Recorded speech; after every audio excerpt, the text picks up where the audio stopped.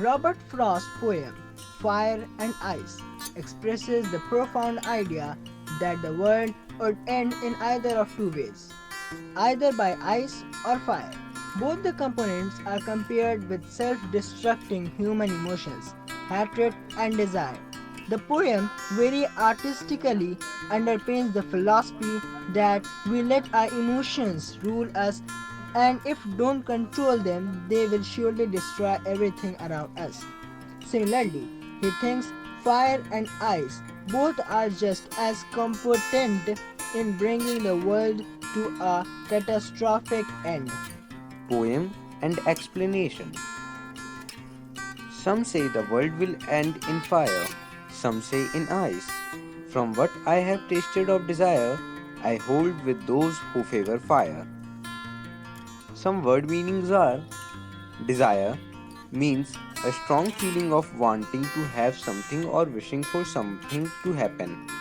Favor means approval or support. Explanation. The poem expresses the profound idea that the world would end in either two ways, either by ice or fire. One group is of the opinion that someday the Earth's core will get so heated up that it would lead to fire, destroying the Earth's surface. On the other hand, the second group says that if the temperature goes down to an extent that makes life on Earth impossible, it would have the same catastrophic effect. The poet then compares fire and ice with the destructive features of human emotions, desire and hatred. He says that from what he is aware about fiery desires, he would favor the ones who say that it would be fire. By saying so, he brings about the idea that human beings let their emotions rule them, and the consequences of unmonitored longing is chaos. But if it had to perish twice, I think I know enough of hate to say that for destruction ice is also great and would suffice. Some hard meanings are perish, mean, die, suffice, mean, be sufficient. Then, by not waiving off the first option of fire, he considered if the world has to expire twice, ice would be equally competent in ending it. He brings about a contrast between ice and hatred, the human capability of insensitivity and hatred has the potential for inner destruction.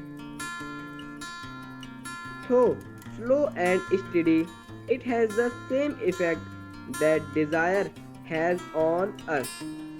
So, if given an option between fire and ice would be just as good as fire to destroy the world. Rhyming scheme of this poem is AB, AA, BC, BCB. Assonance. It is repetition of vowel sound in same line. The repetition is at different places in different words. Example: the long sound of O. Alliteration. Alliteration is the repetition of consonant sound at the start of two or more closely placed words. Examples: the sound of F in favor fire, the sound of W in world will. Imagery. Imagery is used to make readers perceive things involving their five senses. Example: some say the world will end in fire. To say that for destruction ice is also great. Anaphora. The repetition of a word or expression at the start of a two or more consecutive lines. Examples: some say is repeated at the start of line first and second. Personification. Personification is to give human qualities to inanimate objects. In this poem, fire and ice are capable of destruction. Thus, the poet personifies fire and ice by giving them mind and power to destroy anything. Enjambment. It is defined as the thought or clause that does not come to an end at a line break. Rather, it moves over to the next line. Example: from what I have tasted of desire, I hold those who favor fire. Robert Frost's poem Fire and Ice is a strong symbolic poem where fire is used as the emotion of desire and ice that of hatred. He has used the idea of two groups who have either own possible explanation for the end of world. One of the opinion that fire alone can destroy each and every possibility of life on earth, while the other thinks that if ice as a result of extreme low temperatures could cover the earth's surface, it would lead to the end of world. Both the components are compared with self-destructing human emotions, desire and hatred. The poet is originally of opinion that he has been very closely associated with fairy desires and considers it capable of bringing human beings on the verge of destruction.